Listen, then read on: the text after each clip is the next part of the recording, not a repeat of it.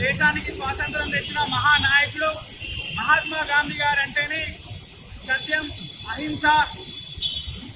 అంత పెద్ద నాయకుడిని పట్టుకొని చాలా అశ్లీలంగా మాట్లాడటం జరిగింది శ్రీకాంత్ అయ్యర్.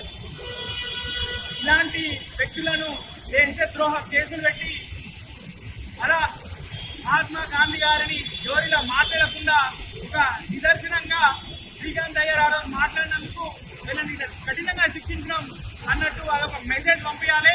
ఇలాంటి వ్యక్తులందరినీ కూడా ఇంకా వెతికి కూడా ఇది ఒక మెసేజ్ దేశం అంతా పోయేటట్టు చూడాలి. ఎందుకంటే మహాత్మా గాంధీ దేశం కోసం తన కొడుకుని, తన వైఫ్ ని కోల్పోయినాక కూడా దేశ స్వాతంత్రం కోసం కొట్లాడిన వ్యక్తి. అలాంటి మహా వ్యక్తి గురించి చాలా అఘోరంగా మాట్లాడిండు. దీన్ని మేము పొద్దున్నే సైబర్ కమిషన్ ఆఫీస్ కూడా వెళ్ళి కంప్లైంట్ చేయడం జరిగింది. అండ్ మా స్టూడియో కూడా పోయి కంప్లైంట్ చేస్తాము. అండ్ సినీ ప్రముఖులందరికీ కూడా అల్లు అర్జున్ గారికి, పవన్ కళ్యాణ్ గారికి, చిరంజీవి గారికి, నాగార్జున గారికి, మోహన్ బాబు గారికి అందరూ కూడా మీ అందరూ మహాత్మా గాంధీ మూవీలు ఎన్నో తీసారు, మహాత్మా గాంధీ స్ఫూర్తి తీసుకున్నాడు, ఎన్నో మెసేజ్ చెప్పారు.